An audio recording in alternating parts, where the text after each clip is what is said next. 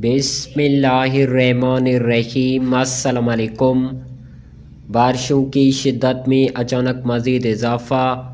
آج رات اور آنے والے 24 گھنٹوں کے دوران مغربی نئے سسٹم سے مزید تیز سرد ہوائیں، ہلکی برفباری اور ہلکی بارش کا امکان۔ کہاں پر اس کے متعلق بڑی اپڈیٹ لے کر حاضر ہوں۔ ساتھ میں چینل کو سبسکرائب اور ویڈیو کو لائک اور اپنے شہروں کا موسم کا حال جاننے کے لیے کمنٹ سیکشن میں نام بتائیں، بہت شکریہ۔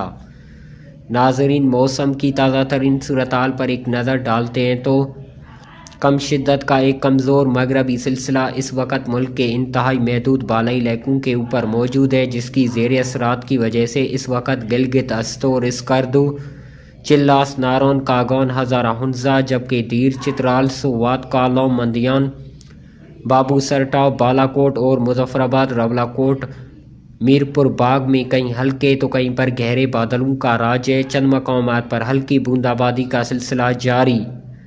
آنے والے چند گھنٹوں کے دوران بارش کی پھیلاؤ میں مزید شدت آئے گی اور مختلف شہروں میں ہلکی بارش اور پہاڑوں پر ہلکی برفباری کا امکان ہے۔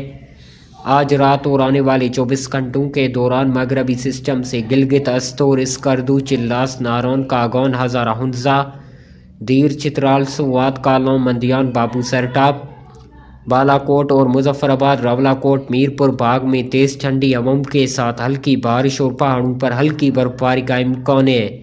نوٹ فرما لیں، ایک اور مغربی نئی سلسلہ ملک میں 29 جنوری سے داخل ہوگا۔ امید ہے کہ مزید اچھی بارشیں اور پہاڑوں پر اچھی برفباری کے امکانات ہیں۔